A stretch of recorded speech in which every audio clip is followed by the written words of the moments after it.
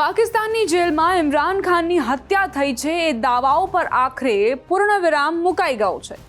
મંગળવારે સાંજ પડતા જ વિવાદ પર હાલ પૂરતો પૂર્ણવિરામ મુકાયો છે।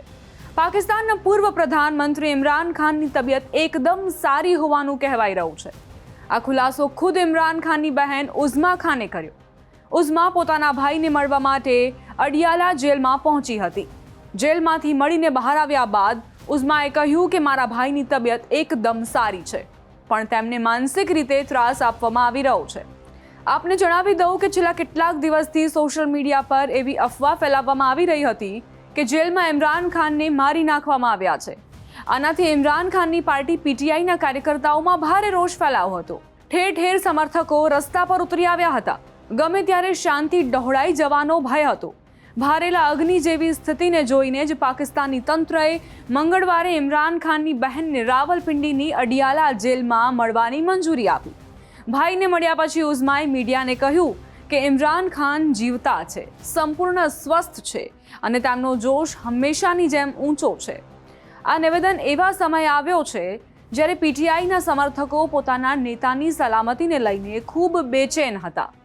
છેલ્લા 4 થી 5 દિવસથી ઇસ્લામાબાદમાં પીટીઆઈનું વિશાળ વિરોધ પ્રદર્શન ચાલી રહ્યું હતું। સરકારે તેને રોકવા માટે સખત કાર્યવાહી કરી, ઇન્ટરનેટ બંધ કરી દીધું અને મીડિયા કવરેજ પર પ્રતિબંધ મૂકી દીધો। આ બ્લેકઆઉટ દરમિયાન અફવા ફેલાઈ કે જેલમાં ઇમરાન ખાન પર હુમલો થયો છે અથવા તેમની સાથે કંઈક અજુગતું થયું છે। તેમના વકીલો અને પરિવારજનોને પણ મળવા ન દેવામાં આવતા આ અફવા અને ડર વધુ વકર્યો। ઇમરાન ખાન હાલ રાવલપિંડીની અડિયાલા જેલમાં છે, જે પાકિસ્તાનની સૌથી સુરક્ષિત અને હાઈ પ્રોફાઇલ જેલ માનવામાં આવે છે। જેલની પ્રત્યેક ગતિવિધિની જાણકારી સીધી જ પાકિસ્તાની સેના પ્રમુખ જનરલ આસિમ મુનિર અને પીએમ શહબાઝ શરીફને આપવામાં આવતી હોવાનું કહેવાય છે। દાવા પ્રમાણે ઇમરાન ખાન પર ઘણા કેસ ચાલી રહ્યા છે, જો કે મુખ્યત્વે તેઓ 4 મોટા કેસમાં સજા ભોગવી રહ્યા છે, જેમાં કુલ મળીને તેમને લગભગ 14 વર્ષની જેલની સજા થઈ છે। આ મુખ્ય કેસમાં એક છે તોશાખાના કેસ, જેમાં સરકારી ગિફ્ટ સસ્તામાં ખરીદીને મોંઘું વેચવાનો આરોપ છે।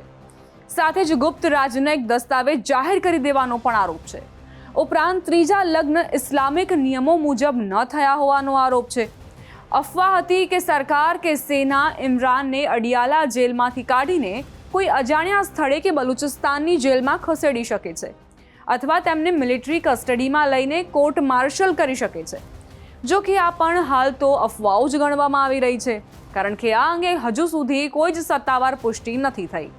ઇમરાનની પત્ની બુશરા બીબી પણ આ જ કેસમાં સહ આરોપી છે। તેઓ પણ લાંબો સમય જેલમાં રહી ચૂક્યા છે।